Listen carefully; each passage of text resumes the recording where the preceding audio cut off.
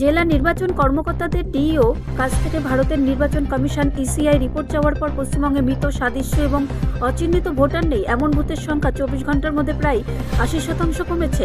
Vote গ্রহণ প্যানেলের একজন ঊর্ধ্বতর কর্মকর্তা জানিয়েছেন যে শূন্য, অচিহ্নিত গণনা ফর্ম সহ এমন পোলিং বুথের সংখ্যা যে বুথগুলিতে কোনো মৃত, সাদৃশ্য এবং অচিহ্নিত ভোটার নেই সোমবার ছিল 2208টি। রাজ্য জুড়ে বিভিন্ন জেলার জেলা প্রশাসকদের দ্বারা নির্বাচন কমিশনারের কাছে পাঠানো প্রতিবেদন অনুসারে সোমবার 2208টি থেকে মঙ্গলবার 480টিতে এই ধরনের বুথের সংখ্যা কমেছে। কলকাতার একজন নির্বাচন প্যানেল কর্মকর্তা জানিয়েছেন, সিইও সকল জেলা প্রশাসককে নির্দেশ দিয়েছিলেন যে সমস্ত ভোট কেন্দ্রে 20 জনের কম মৃত, নকল, অচিহ্নিত এবং জাল ভোটার পাওয়া গেছে সেগুলি পুঙ্খানুপুঙ্খভাবে পরীক্ষা করে দেখা হোক। 7068টিরও বেশি বুথে মৃত, নকল, অচিহ্নিত এবং ভোটারেরও সংখ্যা 10 বা তার কম।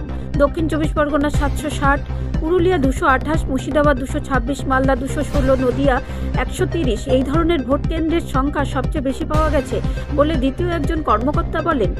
রাজ্যে 294টি বিধানসভা আসনের কমপক্ষে 80,681টি বুথ রয়েছে। 2026 সালে গুরুত্বপূর্ণ রাজ্য বিধানসভা নির্বাচন অনুষ্ঠিত হবে। মঙ্গলবার পর্যন্ত মোট মৃত ভোটারের সংখ্যা 22,45,861 জন বলেন একজন কর্মকর্তা। ব্যুরো রিপোর্ট, রাষ্ট্রীয় প্রসার বাংলা।